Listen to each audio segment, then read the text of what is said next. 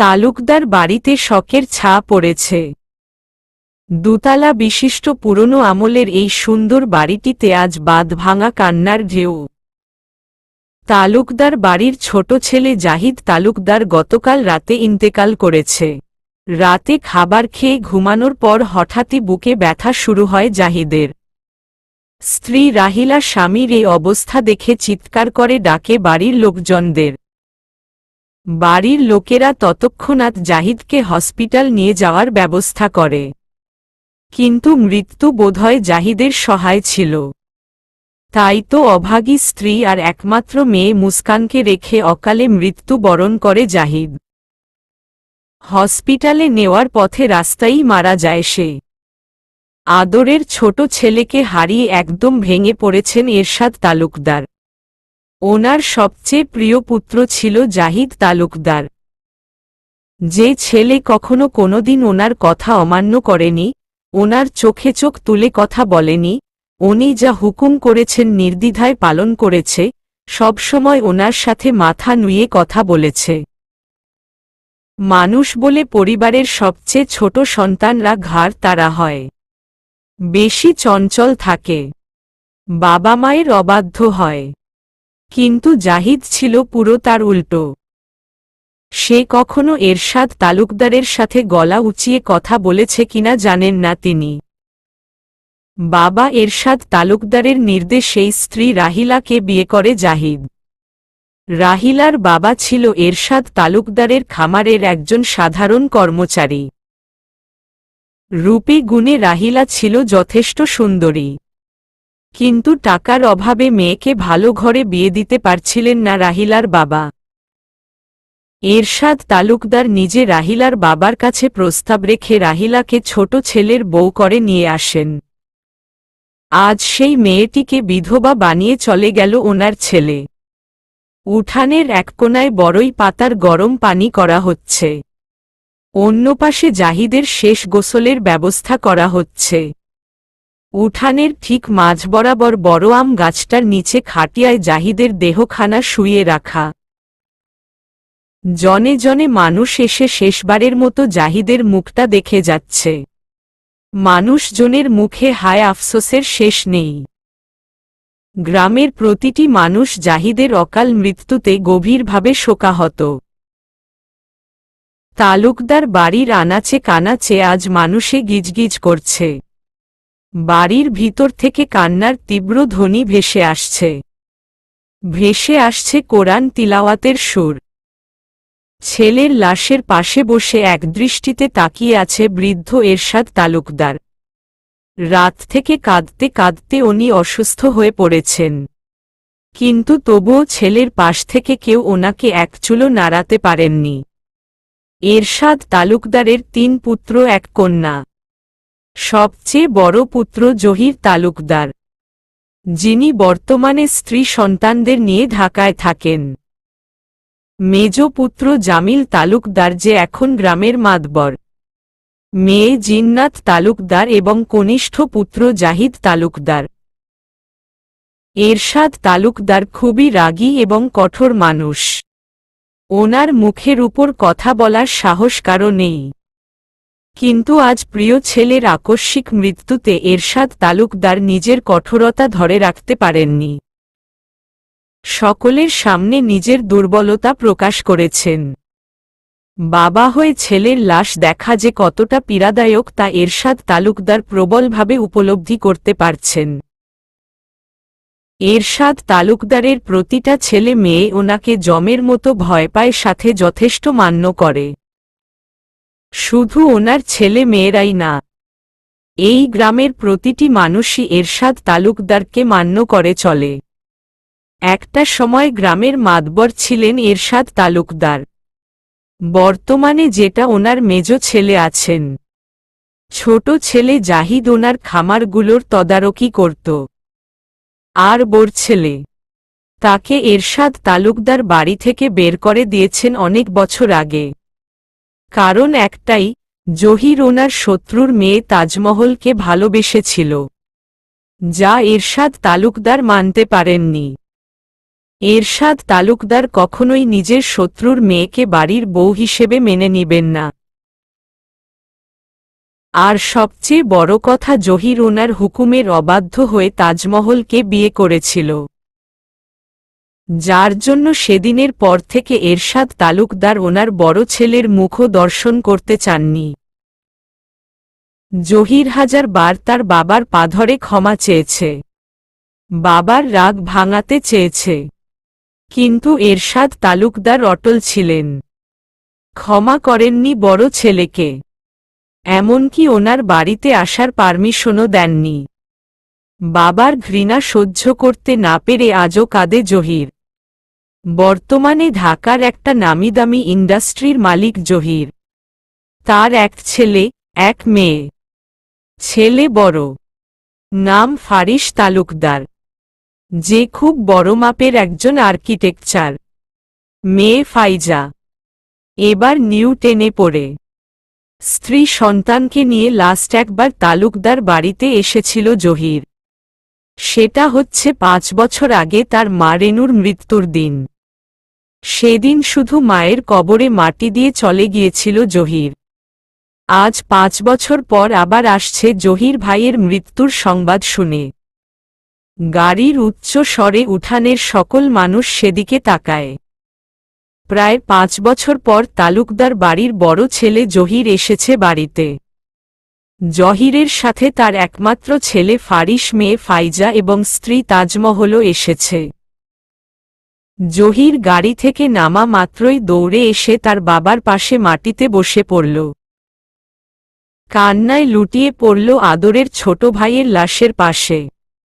জহিরের চোখের মনি ছিল জাহিদ।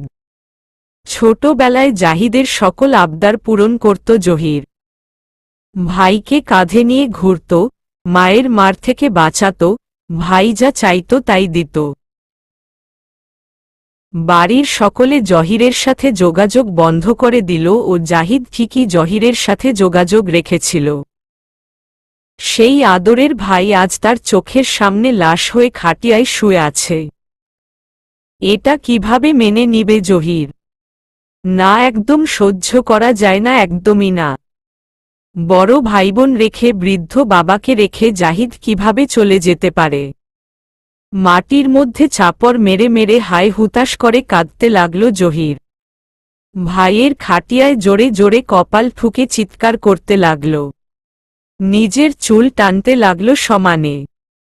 এরশাদ তালুকদার ছেলের এমন পাগল করা কান্নায় আর কঠোর থাকতে পারলেন না।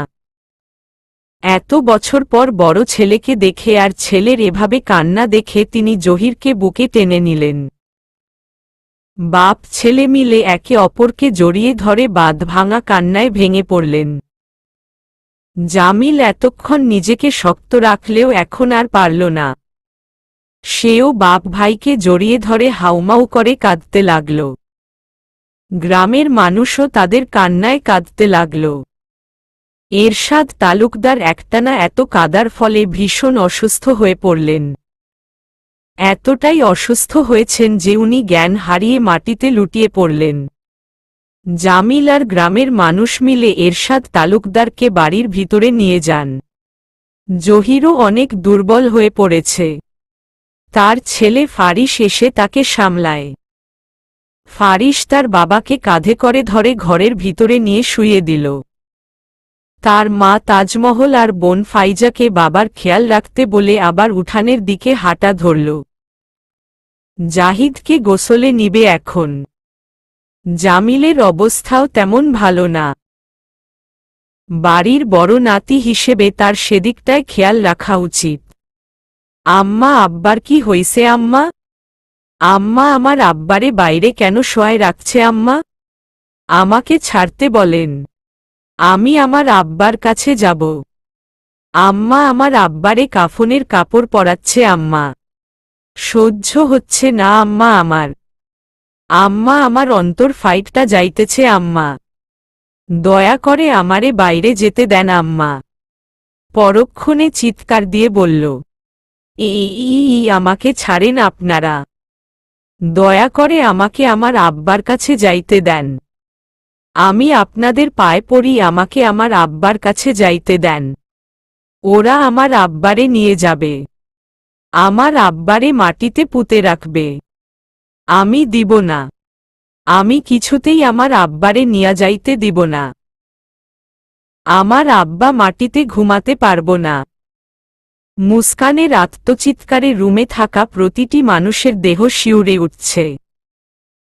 রাহিলা মেয়েকে বুকে চেপে ধরে হাউমাউ করে কেঁদে বলছে, তোর আব্বা আর আসব না রে মা, আর কোনো দিনও আসব না।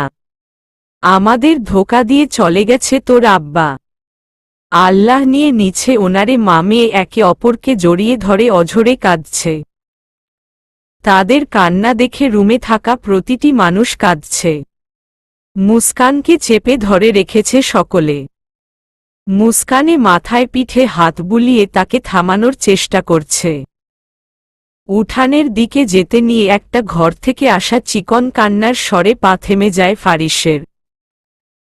না চাইতেও সেদিকে তাকিয়ে ছোট্ট একটা মেয়ের উপর চোখ আটকে যায় তার।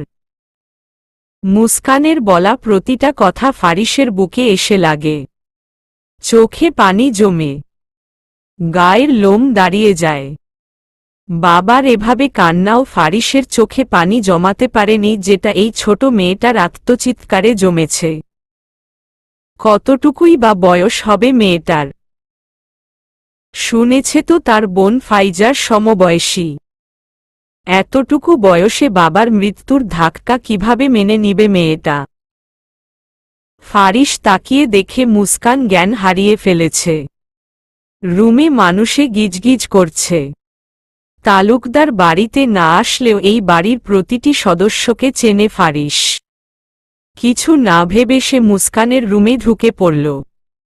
রুমে থাকা মানুষগুলোর উদ্দেশ্যে গম্ভীর স্বর প্রয়োগ করল, আপনারা এখানে এভাবে ভিড় জমিয়ে রেখেছেন কেন?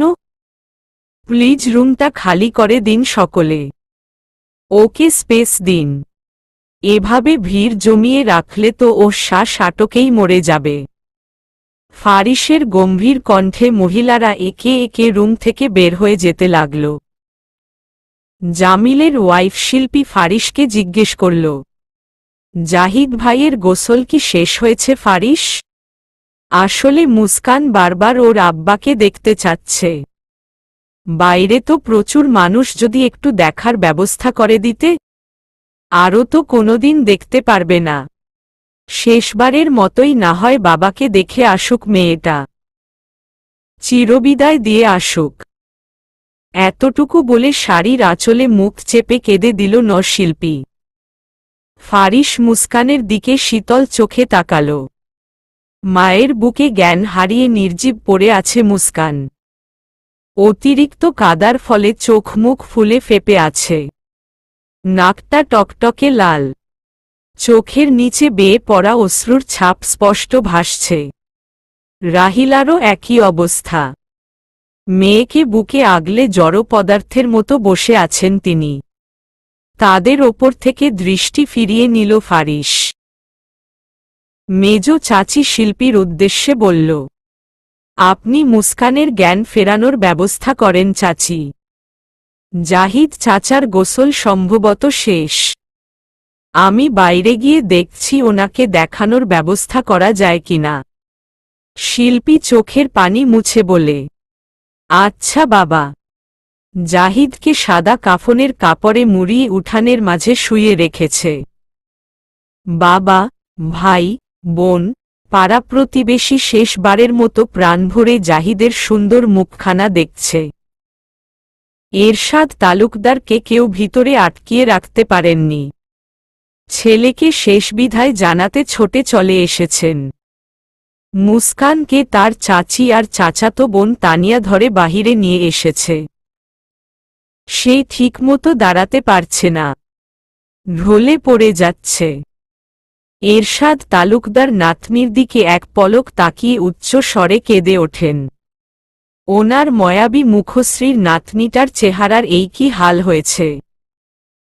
চোখ গাল ফুলে একাকার অবস্থা, চেহারাই চেনা যাচ্ছে না। জাহিদের খাটিয়া কাঁধে তুলে রওনা দেওয়ার সময় মুস্কান আকাশ কাঁপিয়ে চিৎকার করে। তার চাচাদের বাধা দেয়, তার বাবাকে নিয়ে না যাওয়ার জন্য মিনতি করে। মুস্কানের পাগলাটে আচরণ কেউ বন্ধ করতে পারছে না। এরশাদ তালুকদার নাতনিকে শক্ত করে বুকে চেপে ধরে ছেলেদের জাহিদের খাটিয়া নিয়ে যেতে হুকুম করেন। মুস্কান তার দাদুর বুকে থেকে চিৎকার করে কান্না করছে আর বলছে, আমাকে ছাড়ো দাদু, আব্বারে নিয়া যাইতাছে, আমাকে ছাড়ো, আমি আমার আব্বারে কোথাও যাইতে দিব না। দাদু তুমি আটকাও ওদের। আমার আব্বা আমাদের ছাড়া থাকতে পারবে না দাদু। কাঁদতে কাঁদতে জান ছেড়ে মাটিতে বসে পড়ল মুস্কান। এরশাদ তালুকদার অন্যদের ইশারায় বলেন মুস্কানকে ঘরে নিয়ে যেতে। ছেলের জানাজায় যাবেন উনি। সকলে মিলে মুস্কানকে জোর করে ঘরে নিয়ে যেতে লাগল। মুস্কানের এই ভয়ঙ্কর কান্না আজ পুরো গ্রামবাসীকে কাঁদিয়েছে। এরশাদ তালুকদারের প্রিয় নাতনি মুস্কান তালুকদার। খুব স্নেহ করেন উনি মুস্কানকে। সব নাতি নাতনিদের থেকে উনি মুস্কানের খেয়ালটা যেন একটু বেশিই রাখেন। তালুকদার বাড়ির সবচেয়ে সুন্দরী মেয়ে মুস্কান। চোখ ধাঁধানো তার সৌন্দর্য। মুস্কানের রূপ দেখে প্রশংসা করেনি এমন মানুষ গ্রামে খুব কমই আছে। সবাই বলে মুস্কান নাকি তার দাদি রেনুর রূপ পেয়েছে। মুস্কানের দাদি রেনু ছিল ভয়ঙ্কর সৌন্দর্যের অধিকারী। তালুকদার বাড়ির আর কোনো মেয়েই মুস্কানের মতো এমন ভয়ঙ্কর রূপ পায়নি, এমনকি রেনুর ছেলে মেয়েরাও না। এরশাদ তালুকদার মুস্কানের মধ্যে নিজের স্ত্রীর প্রতিচ্ছবি দেখতে পান। সেই জন্যই বোধহয় মুস্কানকে এতটা ভালোবাসেন তিনি। এমনকি মুস্কানকে মাঝে মধ্যে রেনু বলে সম্বোধনও করেন। জাহিদ তো কখনো মুস্কানকে মা ছাড়া ডাকি দিত না। মুস্কান এবার ক্লাস 10-এ পড়ে। জহিরের মেয়ে ফাইজার 1 মাসের ছোট মুস্কান। জামিলেরও 2 ছেলে মেয়ে। বড় হচ্ছে মেয়ে তানিয়া, যে ফারিসের থেকে 2 বছরের ছোট। তানিয়ার কবেই বিয়ে হয়ে গেছে। দুটো মেয়েও আছে, মিন্নি আর তিন্নি। এরা দুটো এখন ক্লাস 1-এ পড়ে। জামিলের ছেলের নাম রাতুল, সে মুস্কানের 1 বছরের ছোট, এবার ক্লাস 9-এ পড়ে। মুস্কানের ফুপু জিন্নাতেরও 2 ছেলে মেয়ে, ছেলে রিশাদ আর মেয়ে রিতা। রিশাদ আর তানিয়া অনেকটা সমবয়সী। রিতা মুস্কান আর ফাইজা থেকে 2 বছরের বড়। হোয়াট? মাথা ঠিক আছে তোমাদের? কি বলছো এসব? মুস্কান আর আমাকে নিয়ে কি করে ভাবতে পারো তোমরা? মুস্কানের এজ দেখেছ? ফাইজার সমান ও। প্রায় 1 যুগের গেপ আমাদের মধ্যে। একজন 28 বছর বয়সী ছেলের সাথে 16 বছর বয়সী একটা বাচ্চা মেয়ের বিয়ে কি করে ঠিক করতে পারো তোমরা? ফারিস চিল্লায় কথাগুলো বলছে তার বাবাকে। জহির তালুকদার বলেন, আমি এত কিছু বুঝি না। আমার আব্বাজান বলেছে মুস্কানকে আমার পুত্র বধূ করতে, আমি তাই করব। আমি আমার আব্বাজানের কথা অমান্য করতে পারব না। জীবনের প্রথমবার আব্বাজান আমার কাছে কিছু আবদার করেছেন, আমি ওনাকে ফেরাতে পারিনি। তোমার বিয়ে মুস্কানের সাথেই হবে, এটাই ফাইনাল। কি রকম চিপ মেন্টালিটি ইয়ার তোমাদের? মুস্কান একটা বাচ্চা মেয়ে, ওর এখন পড়ালেখা করার বয়স, সংসার করার নয়। মুস্কানের পড়ালেখা নিয়ে তোমাকে এত ভাবতে হবে না। আমরা ওকে মূর্খ রাখব না। গ্রামের মেয়েদের কম বয়সেই বিয়ে হয়, তারা সংসারও করে। মুস্কানও পারবে। এটা নিয়ে আমি আর কোনো কথা শুনতে চাইছি না। ফারিস বিরক্ত হয়ে এবার তার মাকে বলল, তুমি কিছু বলছো না কেন বাবাকে? কি করে মেনে নিচ্ছ এটা? দাদু আমাকেই কেন মুস্কানের জন্য সিলেক্ট করল? আর ওকে কেনই বা এখন বিয়ে দিতে চাইছে? জহির তাজমহলের উদ্দেশ্যে বলেন, তাজমহল তোমার ছেলেকে বলে দেও, বিয়ে করলে ওকে মুস্কানকেই করতে হবে। এতগুলো বছর পর আব্বাজান আমাকে আপন করে নিয়েছেন, আমার কাছে কিছু চেয়েছেন। আমি আমার আব্বাজানকে কিছুতেই ছোট করতে পারব না। তাজমহল বিপাকে পড়ে গেল। কার পক্ষে কথা বলবেন তিনি? ছেলে না ছেলের বাপ? ফারিস ক্ষিপ্ত কণ্ঠে বলে, আমি মুস্কানকে বিয়ে করতে পারব না। জহির তালুকদার দ্বিগুণ ক্ষেপে বলেন, আমার কথার কোনো লড়চড় হবে না। কালই তোমার আর মুস্কানের আকদ হবে। ভালোয় ভালোয় রাজি হয়ে যাও, না হলে আমি তোমায় ত্যাজপুত্র করব।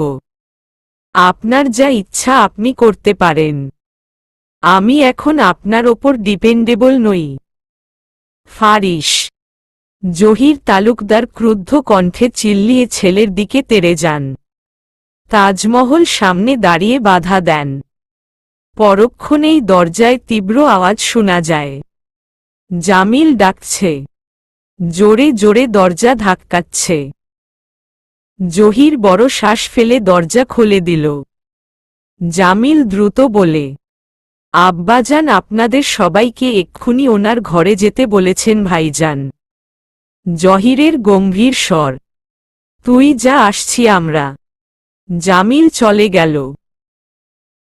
জহির যেতে নিয়েও পিছু ফিরে তাজমহলকে উদ্দেশ্য করে বলল, আব্বাজান নিশ্চয়ই বিয়ে বিষয়ক কথা বলতে ডাকছে। তোমার ছেলেকে বলে দিও, সে যদি আব্বাজানের সামনে মুস্কানকে বিয়ে করতে অস্বীকার করে তাহলে সে তার মাকে বিধবা দেখবে। মুখে হাত চেপে চিৎকার করে উঠেন তাজমহল। ফারিস জিদ্দে ঘুষি মারে সামনে থাকা দেয়ালে। জহির ছেলের রাগ তোয়াক্কা না করে গটগট পায় এরশাদ তালুকদারের ঘরের দিকে চলে যান। মাঝখান থেকে জ্বালায় ফাঁসলেন তাজমহল। বাপ যেমন ছেলেও তেমন, একটার থেকে একটা কম না। ছেলে যেন বাপের থেকেও এক কাঠি ওপরে। স্বামী আর ছেলের এই জেদ ঠেলতে ঠেলতেই তিনি নিজের জীবনের অর্ধেক আয়ু কমিয়ে ফেলেছেন। জাহিদের মৃত্যুর আজ 4 দিন। গতকাল রাতে এরশাদ তালুকদারকে হসপিটাল থেকে বাসায় আনা হয়েছে। গুরুতর অসুস্থ তিনি। নাতনি মুস্কানকে নিয়ে ওনার যত চিন্তা। মেয়েটার বাবা মারা গেছে, ওনার শরীরটাও আজকাল ঠিক থাকে না। কবে যেন আল্লাহর ডাক পড়ে বলা যায় না। তাই তিনি চাইছিলেন মুস্কানের একটা কুল করে যেতে। মুস্কানের জায়গায় অন্য কেউ থাকলে কখনোই এই পদক্ষেপ নিতেন না এরশাদ তালুকদার। মুস্কান ওনার অনেক পছন্দের নাতনি। ওনার প্রিয় পুত্রের কলিজা ছিল মুস্কান। তাই পুত্রের চিহ্নকে রক্ষা করা ওনার দায়িত্ব। গ্রামের অনেক মানুষের বদনজর আছে মুস্কানের উপর। যেজন্য এরশাদ তালুকদার চাচ্ছেন কম বয়সেই মুস্কানের বিয়েটা দিয়ে দিতে। উনি না থাকলে কেউই মুস্কান বা রাহিলার দেখভাল ভালো করে করবে না। রাহিলারও একটা ভালো ব্যবস্থা করবেন এরশাদ তালুকদার। উনি ভেবে রেখেছেন জাহিদের ভাগের বেশ অর্ধেক সম্পত্তি উনি রাহিলার নামে করে দিবেন, আর বাকিটুকু মুস্কানের। তাহলেই তাদের কেউ অবহেলা করতে পারবে না। জহিরের ছেলে ফারিসকে এই 3-4 দিনেই বেশ মনে ধরে এরশাদ তালুকদারের। ছেলেটির স্বভাব চরিত্রে উনি নিজেকে খুঁজে পেয়েছেন। এমনকি নিজের থেকে একটু বেশি কিছুই দেখেছেন উনি ফারিসের মাঝে। ফারিসের পার্সোনালিটি, দায়িত্ববোধ, মুখের আদল, গঠন সবকিছুই মুগ্ধ করেছে এরশাদ তালুকদারকে। তাছাড়াও উনি ওনার নাতনি তানিয়ার থেকে ফারিসের পুরো ব্যাকগ্রাউন্ডের খোঁজ নিয়েছেন।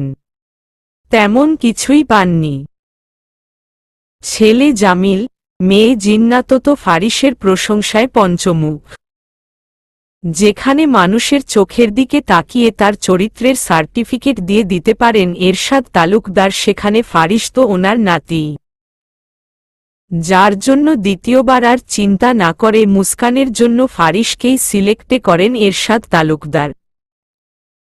বড় ছেলে জহিরের কাছে প্রস্তাব রাখার সাথে সাথে জহির দিকবিদিক না দেখে মুহূর্তের মধ্যেই হ্যাঁ বলে দেন। কিন্তু এখন তো দেখছে জল অন্যদিকে গড়াচ্ছে। ফারিস নাকি তার বাবার সাথে মুস্কানকে বিয়ে করবে না বলে তর্কাতর্কি করছে। খবর শুনে এরশাদ তালুকদার তৎক্ষণাৎ সকলকে ওনার রুমে ডাকেন। মুস্কান যেন এক ধাক্কার পর এক ধাক্কা খেয়েই চলেছে। বাবার মৃত্যুর 3 দিন গিয়েছে কিনা দাদু তার বিয়ে ঠিক করে ফেলল। তার অনুমতি নেওয়ার প্রয়োজনও মনে করল না। সে বিয়ে করবে কিনা, তার এ বিয়েতে মতো আছে কিনা কিছুই জিজ্ঞেস করল না। আব্বা ছাড়া কেউই ভালোবাসে না মুস্কানকে, কেউ না। দাদু শুধু এতদিন ভালোবাসা দেখিয়েছে। যদি না দেখাতো তাহলে এত তাড়াতাড়ি কিছুতেই তার বিয়ে ঠিক করতে পারত না। এইসব ভেবে মুস্কান ফুপিয়ে ফুপিয়ে কাঁদছে। রাহিলা মুস্কানের ঘরে ঢুকে দেখে মেয়ে তার কান্না করে অবস্থা খারাপ করে ফেলেছে। রাহিলা দ্রুত গিয়ে মুস্কানকে জড়িয়ে ধরে। মুস্কান তার মাকে পেয়ে এবার জোরে জোরে কাঁদতে লাগল।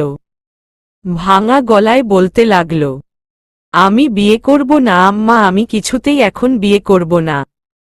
রাহিলা মেয়ের মাথায় হাত বুলিয়ে কোমল স্বরে বোঝানোর চেষ্টা করেন। তা বললে কি করে হয় মা? তোর দাদু নিজে তোর বিয়ে ঠিক করছেন। তুই তো জানিস কেউ তোর দাদুর মুখের উপর কথা বলতে পারে না। উনি এক কথার মানুষ। বিয়েতে রাজি হয়ে যা মা। তোর দাদু তো তোর খারাপ চায় না বল? মুস্কান রেগে ঝাঁটা মেরে তার মায়ের হাত সরিয়ে ফেলে উচ্চ স্বরে বলে, তোমরা সবাই এক।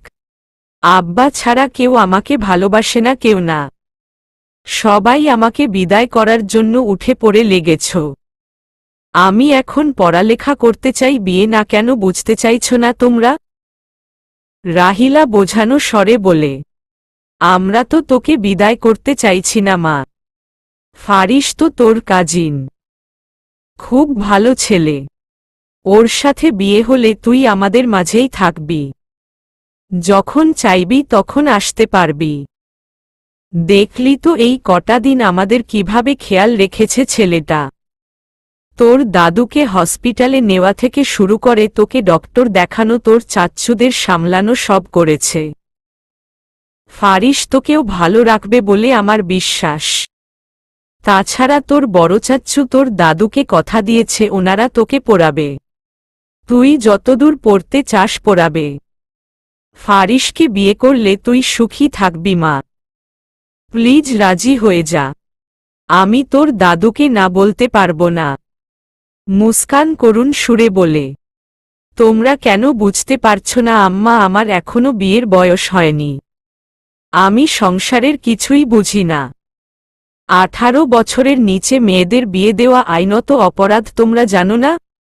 রাহিলা এবার শক্ত কণ্ঠে বলেন, গ্রামের মেয়েদের কম বয়সেই বিয়ে হয় মুস্কান।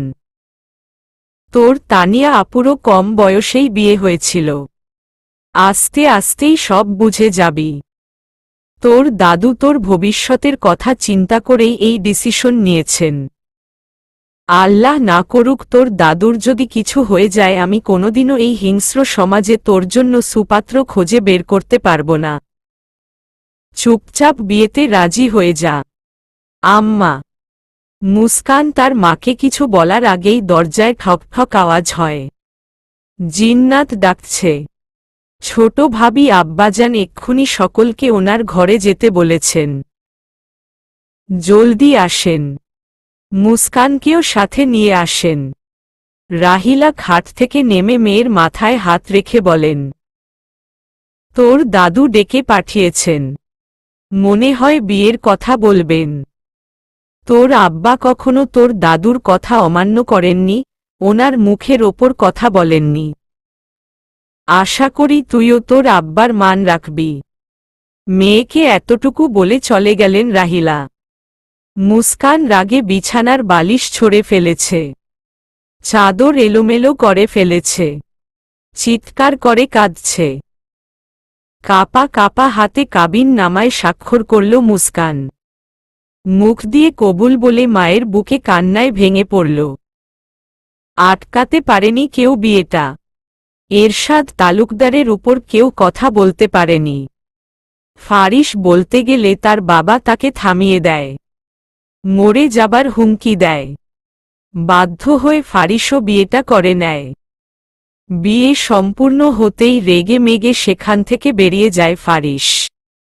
তার বাপ দাদুদের এই ট্রিপিক্যাল মেন্টালিটি সে আর মানতে পারছে না। আব্বাজান কি পাগল হয়ে গেছে নাকি?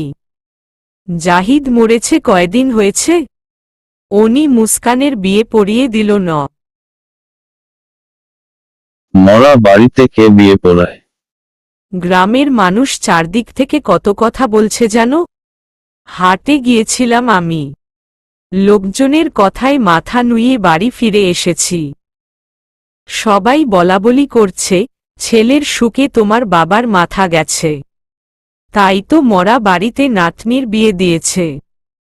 কেউ কেউ তো বলছে বাবা নেই দেখে ছোট্ট মেয়েটাকে বিয়ে দিয়ে বোঝ কমাচ্ছে।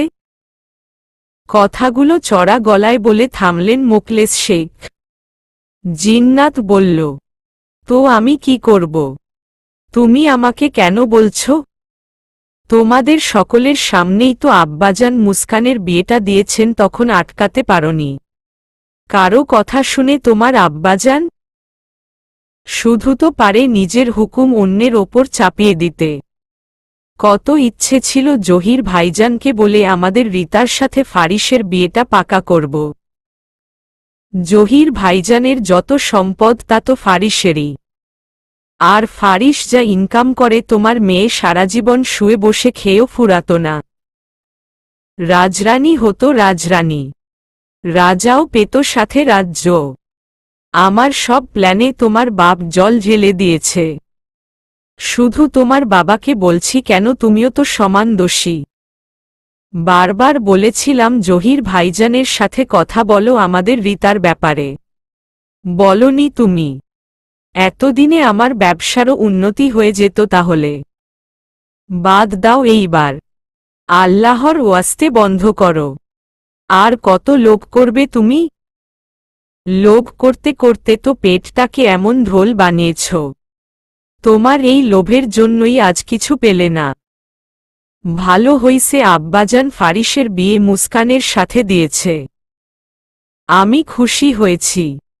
না হলে আমার মেয়েটার জীবন নর্ক বানিয়ে দিতে তুমি টাকা চেয়ে চেয়ে, ঠিক যেভাবে আমার জীবনটাকে বানিয়েছ। আমার বাপ ভাই তো কম সাহায্য করেনি তোমায়। ব্যবসার কথা বলে বলে কতক তো টাকা খসিয়েছ ওদের থেকে। শেষমেশ আমার ছোট ভাই জাহিদকে ঠকিয়ে খামারের এত বড় একটা লোকসান করেছ। একমাত্র তোমার জন্য আমার ভাই চিন্তা করে বুকে ব্যথা উঠিয়েছে। তুমি দায়ী আমার ভাইয়ের মৃত্যুর জন্য। তুমি। কথাগুলো বলে মুখে আঁচল চেপে কেঁদে দিল জিন্নাত। মোকলেস দ্রুত এসে জিন্নাতের মুখ চেপে ধরল। চুপ, একদম চুপপ। খবরদার, তোর ভাইয়ের মৃত্যুর ব্লেম আমার ওপর দিয়েছিস তো? যা বলেছি তা তো করতে পারিস নি, পারিস শুধু ফ্যাচ ফ্যাচ করে কাঁদতে। দুটো কাজ দিয়েছি, একটা তো ঠিকঠাক করতে পারতি। মুস্কানের বিয়েটা অন্তত আমার ছেলে রিশাদের সাথে দেওয়ার ব্যবস্থা করতি, তাহলে আর এই দিন দেখতে হতো না। জাহিদের সব সম্পত্তিও হাতিয়ে নিতে পারতাম মুস্কানের মাধ্যমে। জিন্নাত শরীরের জোরে স্বামীর হাত মুখ থেকে ছুটিয়ে ফেলে চিল্লিয়ে বলে, ছি, ঘেন্না হয় আমার তোমার ওপর, ঘেন্না। মুস্কানের মতো এমন নিষ্পাপ একটা মেয়ের জীবন ধ্বংস করার কথা চিন্তা করতে বুক কাঁপে না তোমার? শয়তান লোক, তোমার ছেলে রিশাদ পুরো তোমার কার্বন কপি। মদ, নেশাদ্রব্য নিয়ে দিন শুরু হয় ওর। তোমার ছেলের মতো নেশা খোরের সাথে মুস্কানের বিয়ে দিয়ে আমার ফুলের মতো ভাতিজির জীবন নষ্ট করব না আমি। তুমি আমাকে মেরে ফেললেও না। আর আমার আব্বাজান তোমার ছেলেকে দুচোখে দেখতে পারে না। নাতনির সাথে বিয়ে দিবে তো দূরে থাক। লোভে পাপ, পাপে মৃত্যু। অন্যের সম্পত্তির উপর লোভ করা বন্ধ করো এবার। মোকলেস আবার শরীরের শক্তি দিয়ে জিন্নাতের বাহু চেপে ধরে। ক্ষিপ্ত কণ্ঠে বলে, মুখ দিয়ে খই ফুটেছে দেখছি। বাবার বাড়ি এসে গলার জোর বেড়েছে। বাড়ি যাই, একবার তোমার মুখে কি করে লাগাম দিতে হয় আমিও জানি। জিন্নাত হাত মোচড়াতে মোচড়াতে বলে, ওটাই তো পারো, শুধু কাপুরুষের মতো স্ত্রীর গায়ে হাত তুলতে। আর আমার বাপ ভাইদের থেকে কিভাবে টাকা হাতানো যায় সেটার ফন্দি আটতে।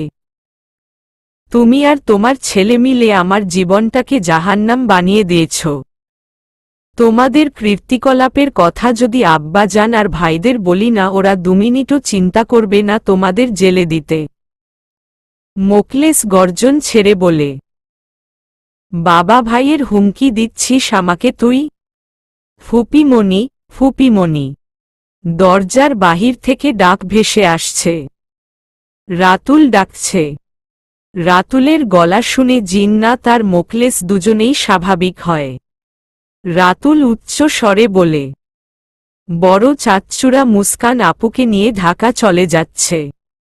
তোমাদের সকলে খুঁজছে, যেতে বলেছে। জলদি আসো। জিন্নাত ঝাঁটা মেরে মোকলেসের হাত ছাড়িয়ে দরজার দিকে হাঁটা ধরে। উঠানের সামনে কালো রঙের একটা বড় প্রাইভেট কার দাঁড় করানো। গাড়ির আশেপাশে মানুষ ভর্তি। সবাই মুস্কানকে বিদায় জানাতে এসেছে। সাদামাটা ভাবেই স্বামীর বাড়ি যাচ্ছে মুস্কান। দাদুকে জড়িয়ে ধরে কান্না করছে সে। কিছুতেই তাদের ছেড়ে যেতে রাজি হচ্ছে না। এরশাদ তালুকদার অনেক বুঝিয়ে নাতনিকে গাড়িতে ওঠান। জহিরের উদ্দেশ্যে বলেন, আমার নাতনির যেন কোনো অযত্ন না হয় তোমার বাড়ি। ওকে তোমার মেয়ে ফাইজার মতো দেখবে, ওর সম্পূর্ণ খেয়াল রাখবে।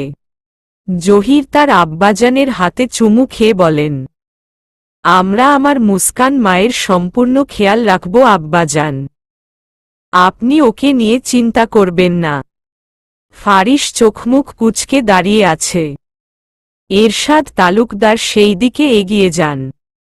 ফারিসের কাঁধে হাত রেখে বলেন, আজ তুমি আমার প্রতি নারাজ আমি বুঝতে পারছি, কিন্তু একদিন তুমি ঠিকই বুঝবে যে আমি কি দিয়েছি তোমায়। আমার নাতনি আমার খুব শখের।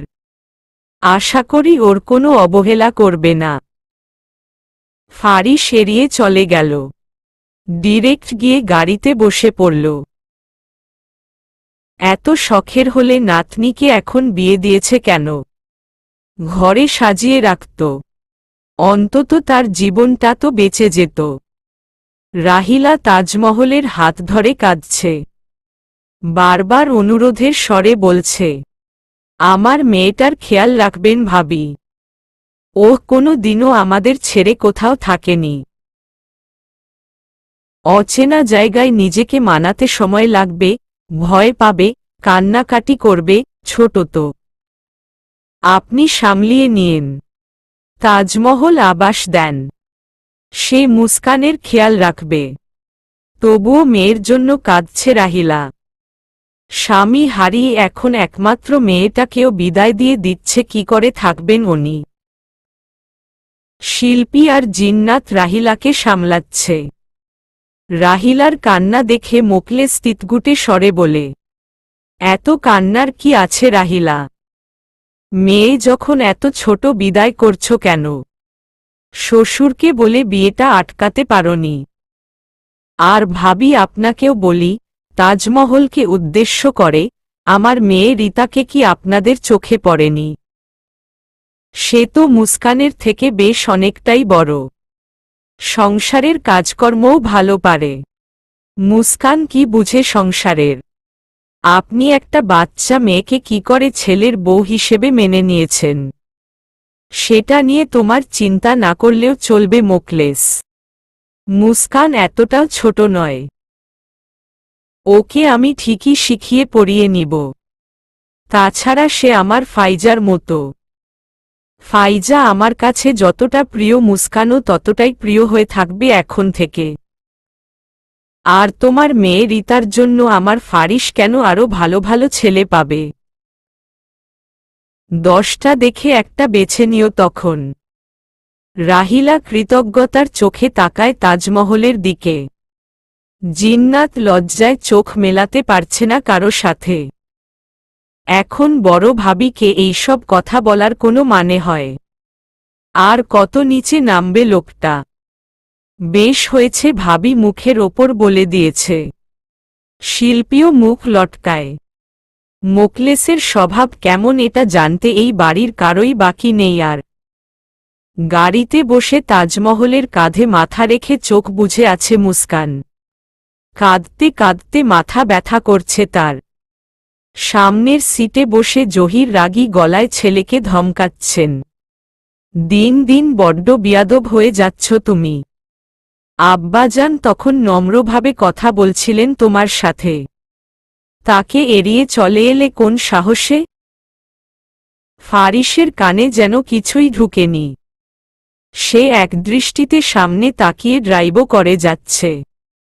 ছেলেকে নিজের কথায় পাত্তা দিতে না দেখে আরো ক্ষেপে গেলেন জহির তালুকদার। চিল্লিয়ে স্ত্রীকে বলতে লাগলেন, দেখেছ তুমি কতটা যা হয়ে গেছে তোমার ছেলে? আমার কথা কানেই তুলছে না। তাজমহল বিরক্তিকর সুরে বলেন, আপনি আমাকে বলছেন কেন? ছেলে কি আমার একার নাকি আপনার নয়? ব্যাস শুরু হয়ে গেল দুজনের মধ্যে কথা কাটাকাটি। ফাইজা কপালে হাত চেপে বলল, মা, আবার শুরু হয়ে গেল ভাইয়াকে নিয়ে তোমাদের মধ্যে ঝগড়া। এবার তো থামো, মুস্কান অসুস্থ, মাথা ব্যথা করছে বেচারির। ফাইজার গলা শুনে ফারিস একবার সামনে থাকা মিররে মুস্কানের সূক্ষ্ম মুখশ্রীর দিকে তাকায়। চোখ বুঝে কি নিস্তেজভাবে পড়ে আছে মেয়েটা তার মায়ের কাঁধে। তাজমহল এক হাতে মুস্কানকে ধরে রেখে জহিরের সাথে ঝগড়া করছে। আমি ঝগড়া করি? আমি তোদের বাবাকে কিছু বলতে পারিস না? এনাফ! গম্ভীর কণ্ঠস্বরে চিল্লিয়ে ওঠে ফারিস। আর একটা সাউন্ড হলে আমি এক্ষুনি তোমাদের গাড়িতে রেখে একা একা বাড়ি চলে যাব। থেমে গেলেন তাজমহল, সাথে জহির তালুকদারও। ফাইজা মিটিমিটি হাসছে। তার বাবা মায়ের ঝগড়া শুরুও হবে তার ভাইকে নিয়ে, আবার শেষও হবে তার ভাইকে নিয়েই। বাড়ির অনেকটা কাছাকাছি আসতেই ফাইজা চিল্লিয়ে উঠল, ভাইয়া গাড়ি থামাও, মুস্কান বমি করছে। দ্রুত বেগে ব্রেক কষে ফারিস সামনে থেকে পানির বোতলটা এগিয়ে দেয় তার মায়ের কাছে। মুস্কানকে নিয়ে বাইরে বেরিয়ে আসে ফাইজা আর তাজমহল। গাড়ি থেকে বের হতেই গড়গড়িয়ে বমি করে দিল মুস্কান। তাজমহল মুস্কানের পিঠে মাথায় হাত বুলিয়ে বলল, বেশি খারাপ লাগছে মা? টক জাতীয় কিছু খাবে? মুস্কান কথা বলতে নিলে আবার পেট গুলিয়ে আসে। পরপর 3 বার বমি করে জান ছেড়ে দেয় সে। জহির এগিয়ে এসে বলেন, আর বেশিক্ষণ লাগবে না মা, আমরা বাসার কাছাকাছি চলে এসেছি। বাড়িতে গিয়ে রেস্ট নিলে ঠিক হয়ে যাবে। মুস্কান কাপা স্বরে খুব ধীরভাবে বলল, আমি এই গাড়িতে করে আর যেতে পারবো না বড় চাচ্চু, গাড়ির গন্ধে আমার বমি আসে। ফারিস তিক্ত কণ্ঠে বলল, মানে গাড়িতে যাবে না তো কিসে যাবে? বাড়ি তো সামনেই, আর 15-20 মিনিটের মতো লাগবে, এভাবেই আসো। জহির তালুকদার ছেলেকে চোখ রাঙান, এভাবে কথা বলছো কেন ওর সাথে? ও গাড়িতে যেতে চাইছে না তো যাবে না। ফারিসের বিরক্তি সুর। বলেন তো হেলিকপ্টার এনে দেই এখন আপনার ভাতিজির জন্য? ডিসগাস্টিং। হেলিকপ্টার লাগবে না, আপাতত একটা রিকশা ডেকে দাও, আমি আর মুস্কান রিকশা করে বাড়িতে চলে যাই। তুমি তোমার মা আর ফাইজাকে নিয়ে আসো। তাজমহল বলেন, হ্যাঁ এটাই ঠিক হবে। ফারিসের আর কি করার, সে রিকশা ডেকে তার বাবা আর মুস্কানকে রিকশায় তুলে দিল। গাড়িতে বসে মা আর বোনকে নিয়ে রওনা হল বাড়ির উদ্দেশ্যে। এই মেয়ের জন্য তাকে আর কি করতে হয় আল্লাহ জানে। রাত 12টা। মুস্কানকে খুব সুন্দর করে শাড়ি পরিয়ে দিল তাজমহল। চোখে কাজল, ঠোঁটে হালকা লিপস্টিক, হাতে চুড়ি, নাকে নাকফুল, গলায় চেইন পাড়িয়ে দিয়ে কপালে একটা চুমু দিল মাশাআল্লাহ, কি অপূর্ব লাগছে আমার পুত্রবধূকে। কারো নজর না লাগে। চলো তোমাকে ফারিসের ঘরে দিয়ে আসি, রাত হয়ে গেছে অনেক। ফাইজা তড়িঘড়ি করে বলল, 1 মিনিট দাঁড়াও মা, আমি মুস্কানের একটা ছবি তুলে নেই, আমার ফ্রেন্ডদের দেখাবো। তাজমহল ফাইজাকে মৃদু ধমকে বলেন, এসব কি ফাইজা? তুমি মুস্কানকে নাম ধরে ডাকছ কেন? আজকে গাড়িতেও ডাকলে। মুস্কান এখন থেকে তোমার ভাবি, ওকে ভাবি বলে ডাকবে। কিন্তু মা, মুস্কান তো আমার থেকেও ছোট, ওকে আমি কি করে ভাবি ডাকব? এটা কি ধরনের কথা ফাইজা? মুস্কান তোমার থেকে বয়সে ছোট হলেও সম্পর্কে বড়। আমি যেন দ্বিতীয়বার আর তোমার মুখ থেকে মুস্কানকে নাম ধরে ডাকতে না শুনি, মনে থাকবে? ফাইজা মন খারাপ করে ওপর নিচে মাথা নাড়ায়।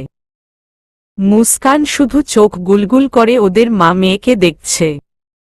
কিছুক্ষণের মধ্যে তাজমহল তাকে ফারিসের ঘরে নিয়ে যেতে নিলে মুস্কান টুকরো আওয়াজে বলে উঠে, আমি এখানেই থাকি বড় চাচি ফাইজার ঘরে। হেসে দিল তাজমহল। মুস্কানের থুতনিতে হাত রেখে বললেন, তা বললে কি হয় নাকি? ফারিস তোমার স্বামী, এখন থেকে তো তোমার তার ঘরেই থাকতে হবে। স্বামীর খেয়াল রাখতে হবে, স্বামী কি খেতে পছন্দ করে সেই দিকে খেয়াল রাখতে হবে, স্বামীর ঘর, জামা কাপড়, বিছানা সবকিছু গুছিয়ে দিতে হবে। সে কখন বাড়িতে আসে, কখন কাজে যায় সেদিকে নজর রাখতে হবে। আমি জানি প্রথম প্রথম এইগুলো মেনে নিতে তোমার অনেক অসুবিধে হবে, কিন্তু করতে করতে দেখবে ঠিকই অভ্যস্ত হয়ে গেছ। বিয়ের পর প্রতিটি মেয়েরই দায়িত্ব স্বামীর খেয়াল রাখা, তার যত্ন করা। ঠিক তেমনি প্রতিটি ছেলেরও দায়িত্ব তার স্ত্রীর খেয়াল রাখা, তার আবদারগুলো পূরণ করা। স্বামীর স্ত্রীর সম্পর্ক হচ্ছে পবিত্র সম্পর্ক। আর না চাইতেও তোমরা এই পবিত্র সম্পর্কটাতে জড়িয়ে গেছো। এখন দুজনেই চেষ্টা করবে সম্পর্কটাকে মূল্যায়ন করতে। আশা করি তুমি বুঝতে পেরেছ মুস্কান। মুস্কান হালকা করে মাথা দোলায়। তাজমহল মুচকি হেসে মুস্কানের মাথায় ঘুমটা টেনে দিয়ে তাকে নিজের ছেলের ঘরের দিকে নিয়ে গেলেন। গ্রামের বাড়ি থেকে ফেরার পরপরই ফারিস তাদের বাড়িতে দিয়ে বেরিয়ে গেছে। এই কয়েকদিনের প্রচুর কাজ জমে গেছে তার। তাছাড়াও বিয়ের খবর শুনে বন্ধুরা ফোন দিয়ে দিয়ে ফারিসের মাথা খাইয়ে ফেলেছে। সবগুলো শুধু ট্রিট ট্রিট করছে। নতুন ভাবিকে দেখতে চাইছে, বারবার ফোন দিয়ে দেখা করতে বলছে।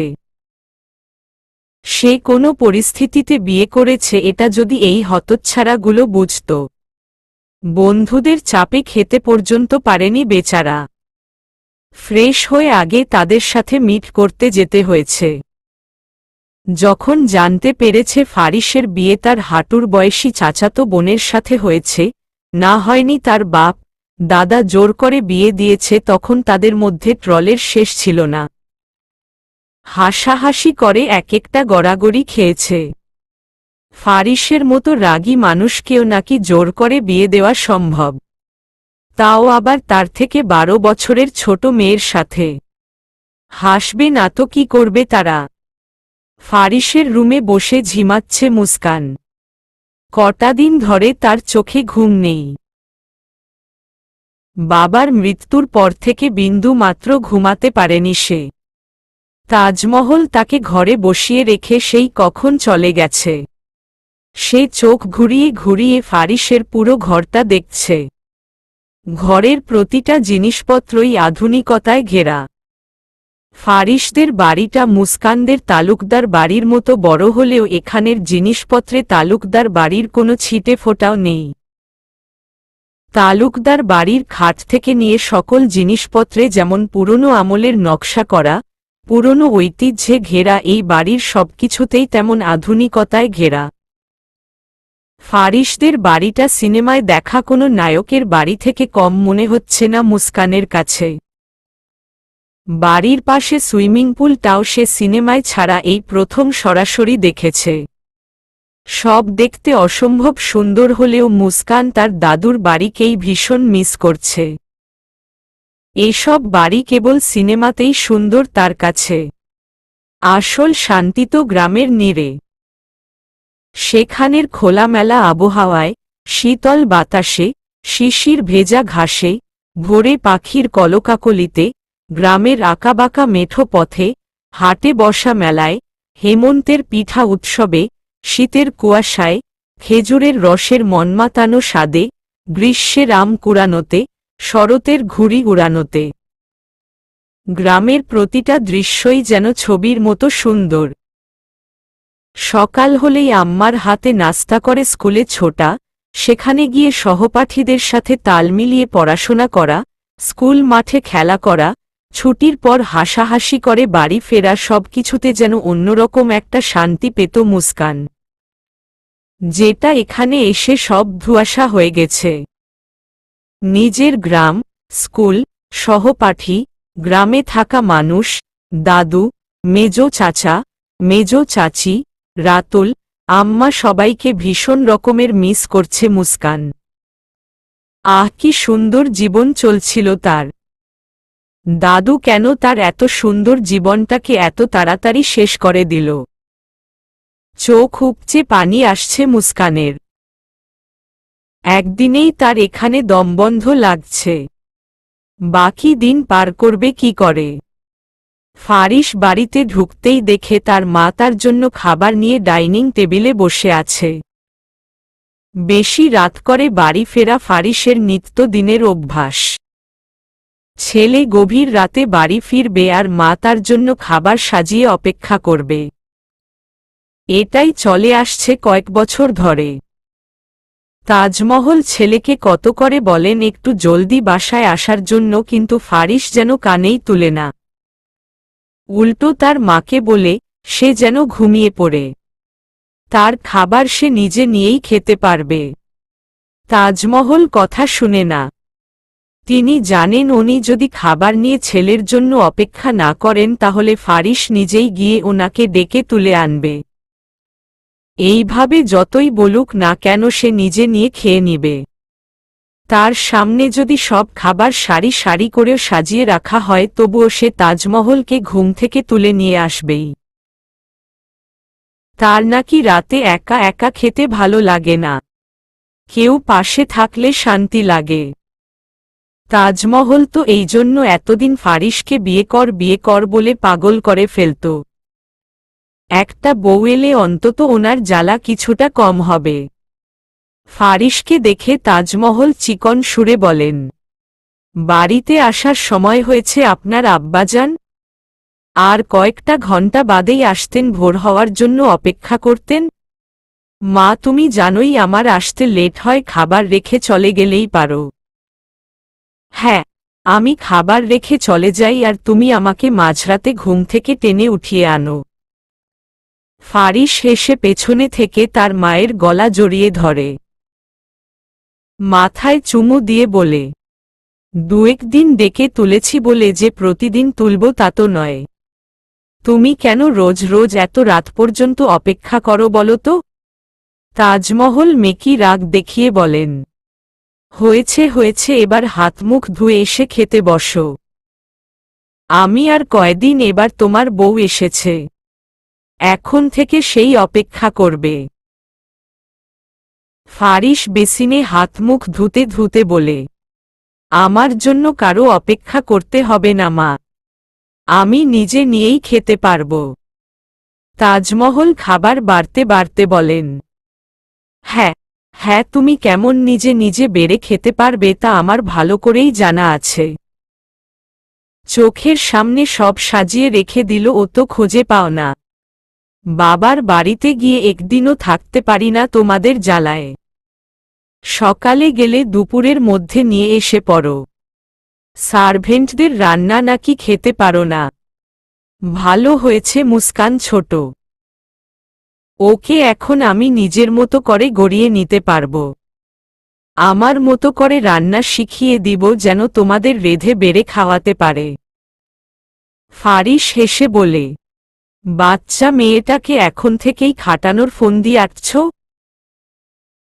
তাজমহল মুখ বেঁকিয়ে বলেন, বাবা বউয়ের জন্য দেখছি এখন থেকেই দরদ চালু হয়ে গেছে। আর মা যে এতগুলো বছর খেটে গেল তার বেলায়। ফারিস মুখের রং পাল্টিয়ে ফেলে গম্ভীর ভয়েসে বলে, ওর জন্য আমার কেন দরদ চালু হবে মা? আমি তো জাস্ট এমনি বলেছি। মনে রাখবে ওকে আমি নই, তোমরা এই বাড়িতে বউ করে এনেছ। তোমাদের জন্য বন্ধুদের কাছে এখন আমাকে ট্রলের শিকার হতে হচ্ছে।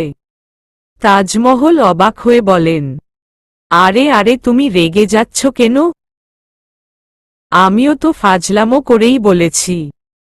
আর তোমার বন্ধুরাই বা কেমন? মুস্কানকে না দেখেই বিবেচনা করে ফেলেছে ও কেমন, তাকে নিয়ে ট্রল করতে শুরু করেছে। মুস্কানের মতো এমন সুন্দরী বউ তোমার আর কয়টা ফ্রেন্ডের আছে আমাকে দেখাও তো। আমি তো দেখেছি তোমার ফ্রেন্ডদের বউদের, এক একটার যা চেহারা, কোনোটার নাক উঁচা তো কোনোটার দাঁত উঁচা, কোনোটা ইয়া লম্বা তো কোনোটা ইয়া বাটো, কয়েকটা তো আবার এত মোটা যে গানিয়ে নড়তেই পারে না। এক একটা মনে হয় বুড়ি হয়ে বিয়ের বয়স পার করে জীবনের সব রং শেষ করে বিয়ের পিঁড়িতে বসেছে।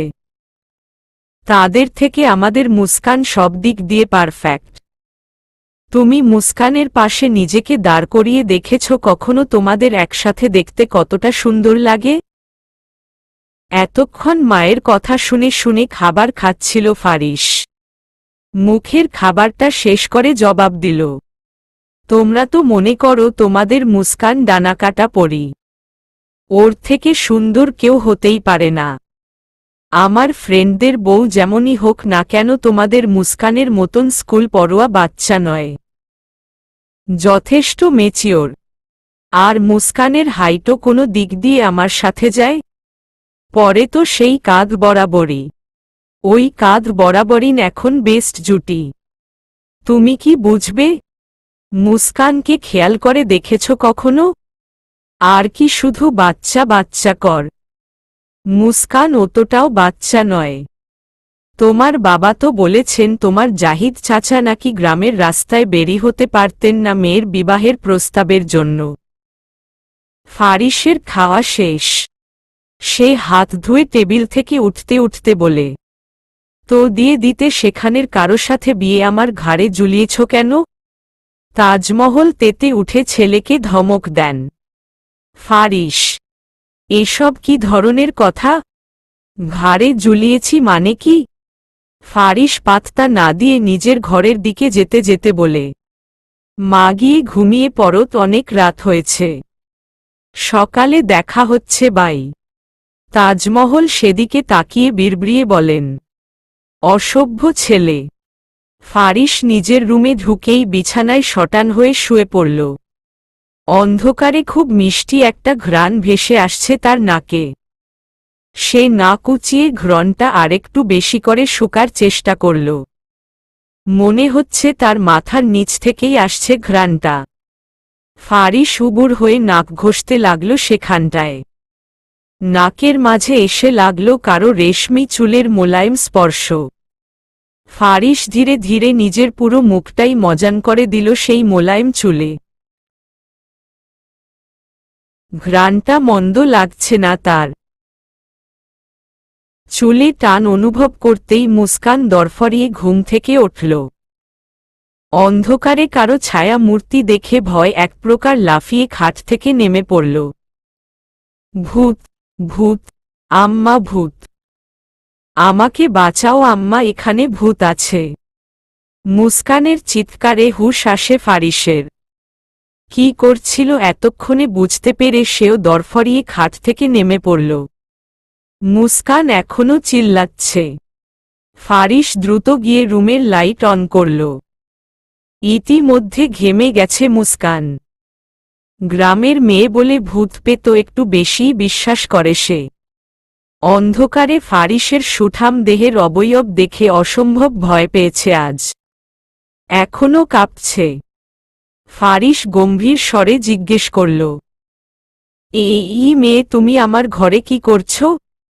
মুস্কান কেঁপে কেঁপে উত্তর দিল, ববর চাচি দিয়ে গেছে। ততক্ষণে মুস্কানের চিৎকার শুনে তাজমহলও রুমে হাজির। কি হয়েছে ফারিস? মুস্কান এভাবে চিৎকার করল কেন? ফারিস বিরক্তিকর কণ্ঠে বলল, ও আমার ঘরে কি করছে মা? মানে? মুস্কান, তোমার স্ত্রী ও তোমার ঘরে থাকবে না তো কার ঘরে থাকবে? আরে ইয়ার বিয়ে করেছি বলে কি এখন এক ঘরে থাকতেও হবে? বাড়িতে কি রুমের অভাব পড়েছে? ও তো ফাইজার ঘরেও থাকতে পারে। কেন? তোমার বউ ফাইজার ঘরে থাকবে কেন? তোমরা এখন একটা নতুন সম্পর্কে আবদ্ধ হয়েছ। চেষ্টা করো সম্পর্কটাকে মেনে নিতে। তোমার বিহেভিয়ার দেখে আমি অবাক হচ্ছি ফারিস। এসব কেমন আচরণ করছো তুমি? মুস্কান, এখন থেকে তোমার ঘরেই থাকবে, এটা নিয়ে আর কোনো কথা হবে না। ফারিস চোখমুখ অন্ধকার বানিয়ে দাঁড়িয়ে আছে। অতিষ্ঠ লাগছে তার। মুস্কান এক কোণায় কাচুমাচু করে দাঁড়িয়ে আছে। তাজমহল মুস্কানের দিকে এগিয়ে গিয়ে বলেন, নতুন জায়গায় নতুন মানুষ দেখে তোমার অস্বস্তি হচ্ছে বুঝতে পারছি। এত ভয়ের কিছুই নেই মুস্কান। তুমি অনিদ্বিধায় এই রুমে থাকতে পারো। ফারিস কিছু করলে তোমার বড় চাচ্চু দেখে নিবে তাকে। মুস্কান কথা বলে না। মাথায় আঁচল টেনে মুখ নুইয়ে দাঁড়িয়ে আছে। বুক ফেটে কান্না আসছে তার। সবাই তাকে কোথায় এনে ফেলল? এখানে একটুও ভালো লাগছে না মুস্কানের। তাজমহল ফারিসের ঘরে মুস্কানকে দিয়ে যাওয়ার পর মুস্কানের ক্লান্তিতে চোখ বুজে আসে। বিছানায় একটু হেলান দিয়ে বসতেই চোখে ঘুম চলে আসে। চুলগুলো ভেজা ছিল বিধায় সেগুলো বালিশে ছড়িয়ে দিয়ে সেও চোখ বুঝেছিল। কখন যে ঘুমিয়ে পড়েছে বুঝতে পারেনি। তাজমহল চলে গেলে ফারিস ঘরের দরজা চেপে বিছানায় উপর হয়ে শুয়ে পড়ল। মুস্কান অবুঝের মতো দাঁড়িয়ে আছে। কি করবে বুঝতে পারছে না। কোথায় শুবে সে? ফারিসের পাশে শুবে ভেবে ভীষণ অস্বস্তি হচ্ছে। জীবনের প্রথমবার কোনো পুরুষের সাথে এক রুমে থাকতে যাচ্ছে সে। ভয় আর অস্বস্তিতে তার হৃৎপিণ্ড টিপটিপ করছে। মুস্কানকে অবুঝের মতো দাঁড়িয়ে থাকতে দেখে ফারিস মাথা উঠিয়ে ধমকে উঠল, এভাবে আহাম্মকের মতো দাঁড়িয়ে আছো কেন এখানে? ঘুমাতে ইচ্ছে হলে ঘুমাও, না হলে লাইট অফ করে চলে যাও। আমি টায়ার্ড, ঘুমাবো। মুস্কান নিচু স্বরে বলল, আমি কোথায় ঘুমাবো? ফারিস বেশ বিরক্ত হল। কেন আমার মাথায়? কোনো অসুবিধা হবে তোমার আমার মাথায় ঘুমাতে? দাফার। মুস্কান হকচকিয়ে উঠল। ঢুক গিলে মিনমিনিয়ে বলল, আসলে আমার আপনার সাথে এই বিছানায় ঘুমাতে কেমন যেন। ও প্লিজ ইয়ার, সিরিয়ালের নায়িকাদের মতো একদম নেকামো করবা না আমার সাথে। স্বামীর সাথে এক বিছানায় ঘুমাতে যদি তোমার এতই অসুবিধা হয়ে থাকে তাহলে উইয়ে সোফা আছে, ওখানে গিয়ে ঘুমাও। আমাকে ঝালানো বন্ধ করো দয়া করে।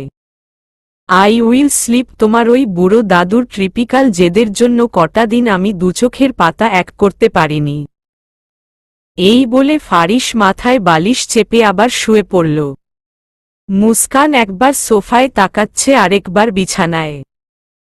মনে মনে ভাবছে, তার যেভাবে ছড়িয়ে ছিটিয়ে ঘুমানোর অভ্যেস এই লোক যদি সেজন্য তাকে আবার বিছানা থেকে ফেলে দেয়। ভয় আতঙ্কে মুস্কান লাইট বন্ধ করে সোফায় শুয়ে পড়ল। কিন্তু যার পুরো বিছানায় হাত পা ছড়িয়ে ঘুমানোর অভ্যেস তার কি আর ওইটুকু সোফায় চলে? সোফায় শুয়ে সমানে ছটফট করতে লাগল মুস্কান। একবার ডান পাশ হচ্ছে তো একবার বাম পাশ, একবার ওঠে বসছে তো আবার শুয়ে পড়ছে।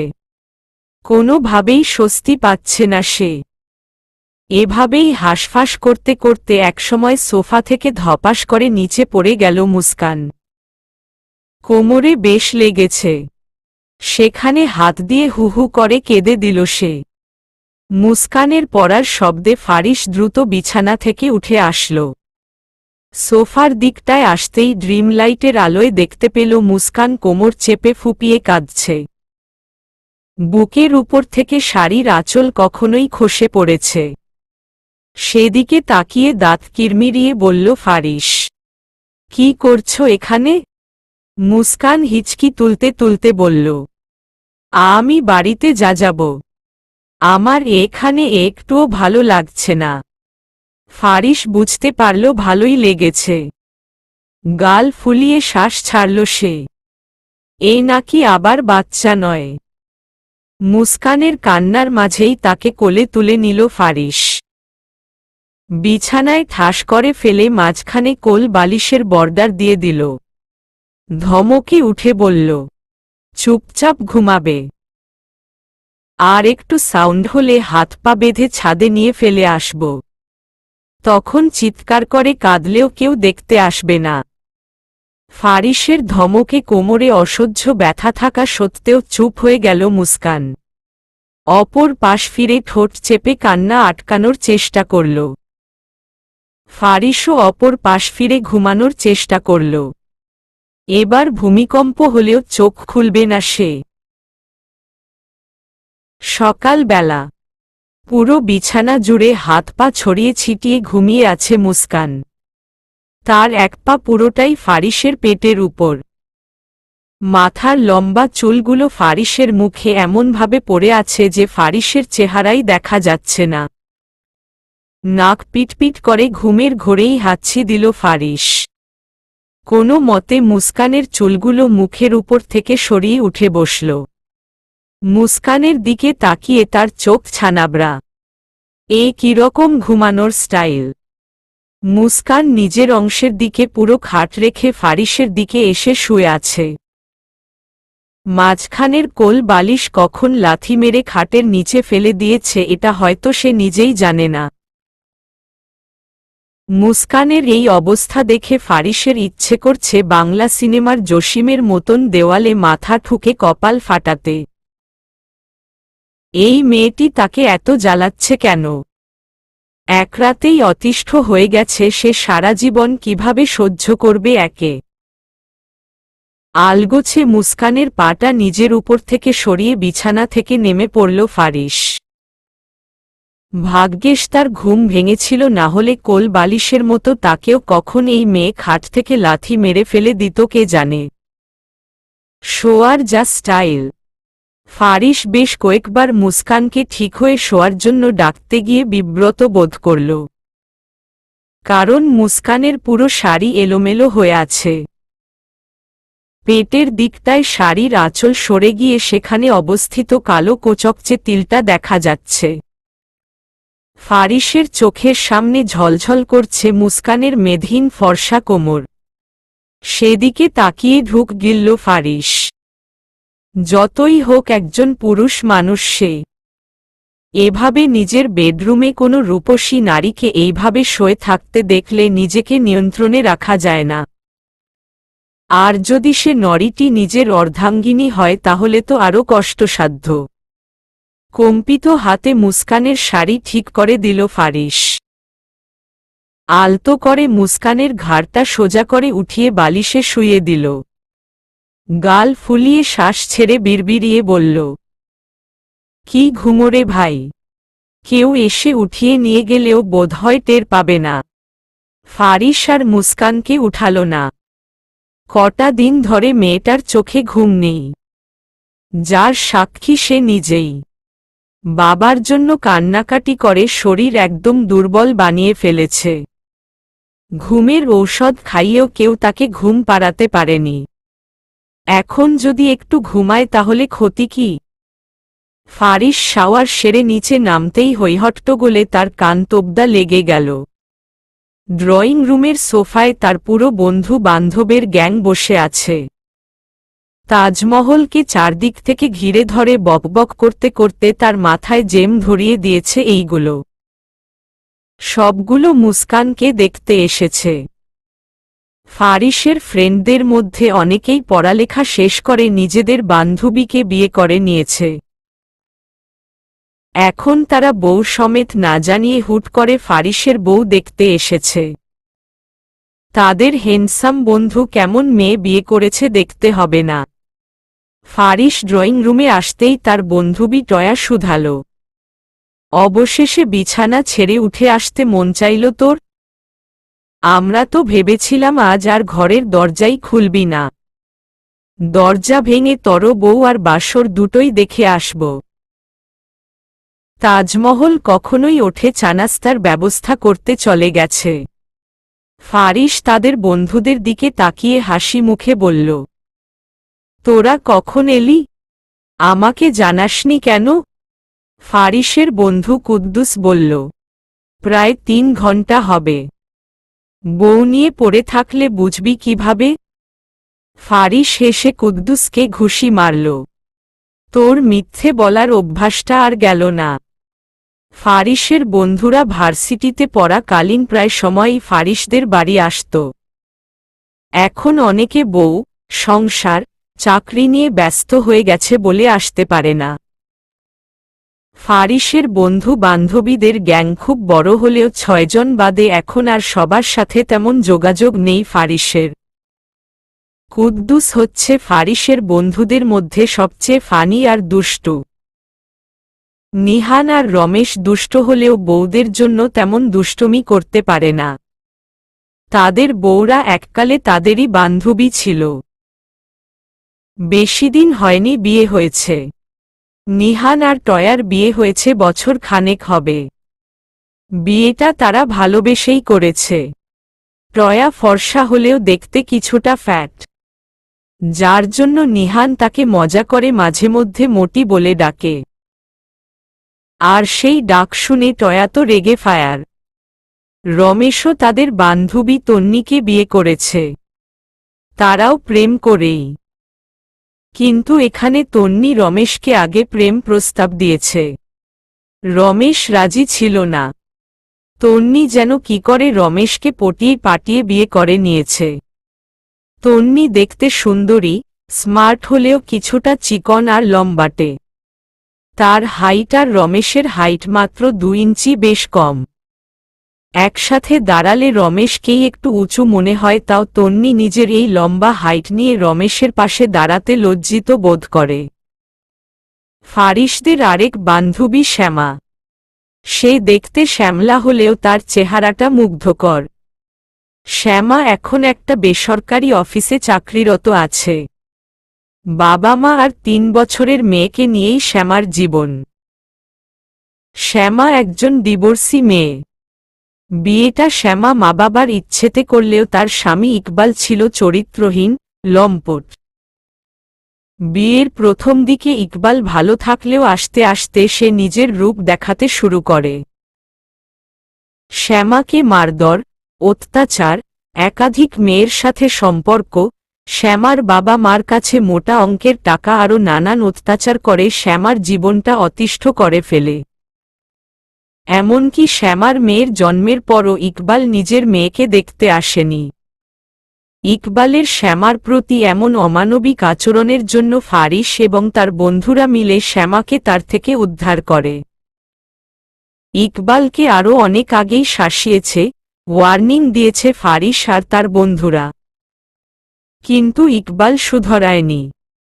উল্টো তাদের সাথে জড়িয়ে শ্যামাকে আরও আজেবাজে কথা শোনায়। অতিষ্ঠ হয়ে শ্যামা নিজেই বন্ধুদের সাহায্যে ইকবালকে ডিভোর্স দেয়। আর্থিকভাবে শ্যামারা ততটা সচল নয়, যার জন্য ফারিস নিজেই শ্যামাকে চাকরির ব্যবস্থা করে দেয়। শ্যামা আর শ্যামার মেয়ের জন্য ফারিস আর তাদের বন্ধুরা যতটা করেছে এটা শ্যামা কোনোদিনও ভুলবে না। ফারিসদের বন্ধু মহলে কেবল কুদ্দুস আর ফারিসই বিয়ে করেনি, এখন ফারিসও বিয়ে করে নিয়েছে, যার জন্য কুদ্দুসের দুঃখের শেষ নেই।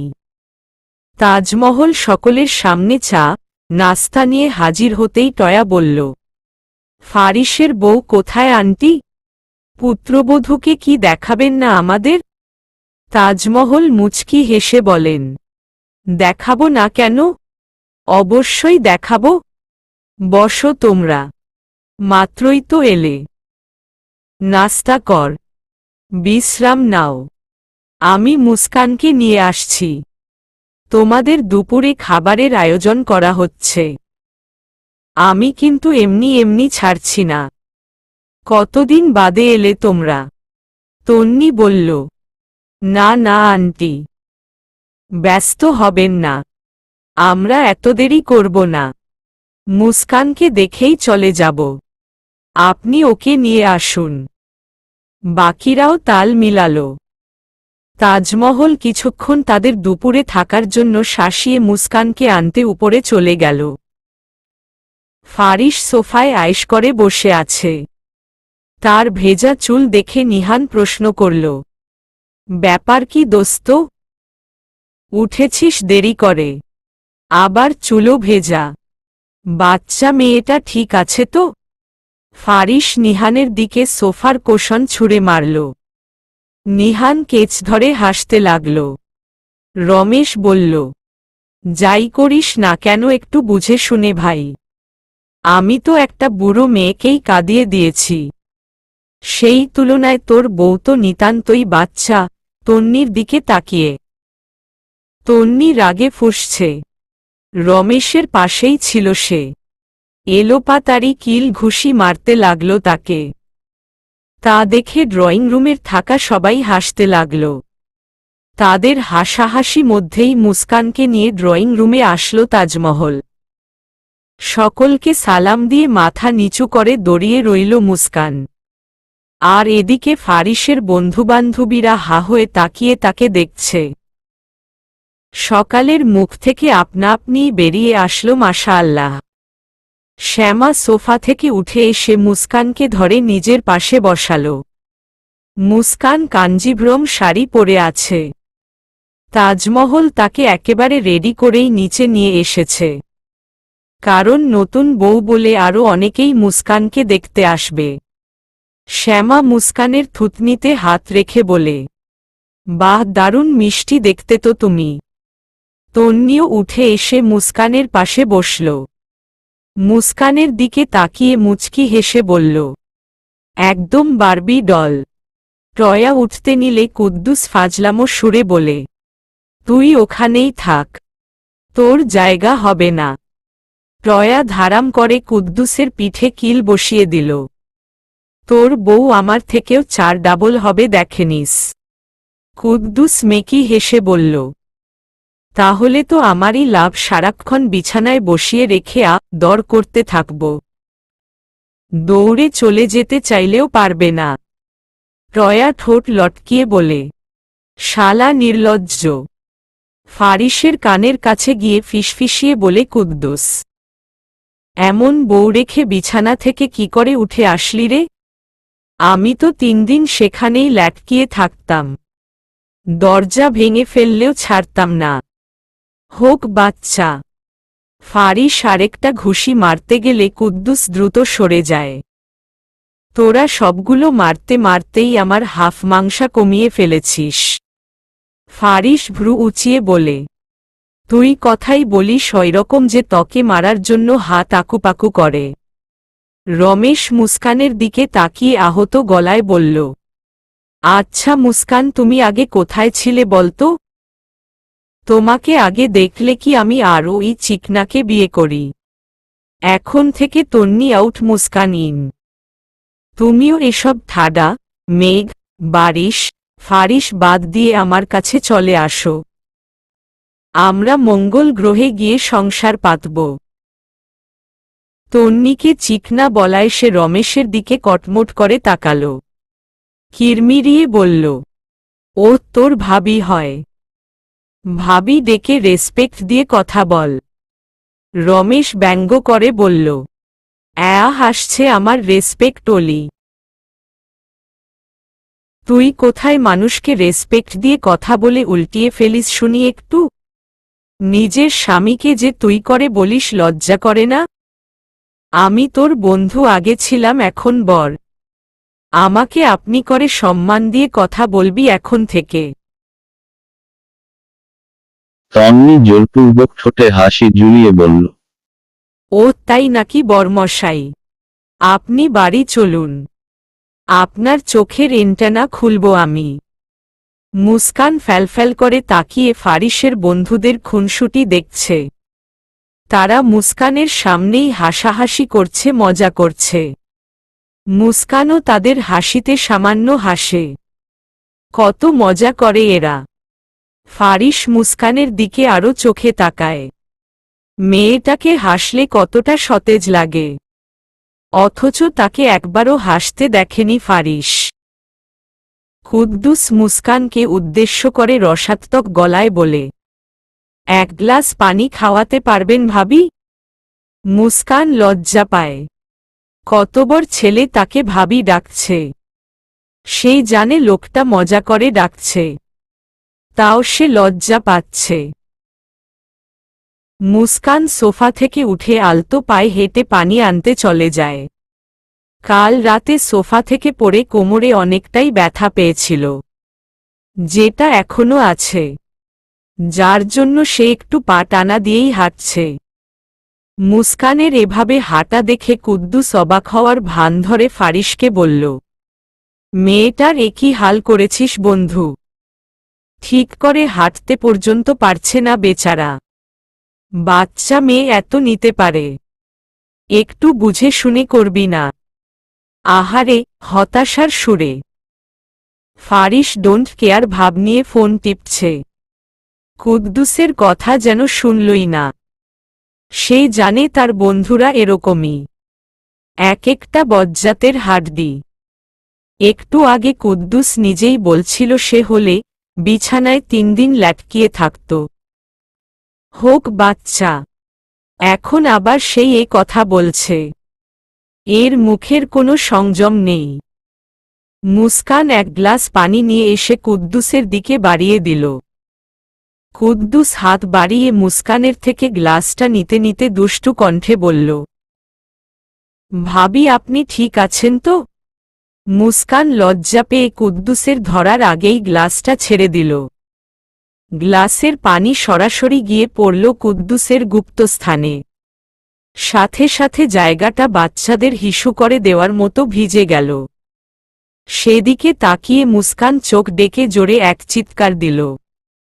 লজ্জায় হতভম্ব মুস্কান আর 1 মিনিটও সেখানে না দাঁড়িয়ে দৌড়ে ঘরের ভিতর চলে গেল। আর এদিকে ফারিসসহ ড্রয়িং রুমের সবাই হাসতে হাসতে এক প্রকার গড়াগড়ি খাচ্ছে। নিহান আর রমেশ তো হাসতে হাসতে ফ্লোরেই বসে পড়েছে। তারা যতবার কুদ্দুসের ভেজা জায়গাটায় তাকাচ্ছে ততবার ঘর কাঁপিয়ে হেসে উঠছে। হাসি যেন থামছেই না, চলবে।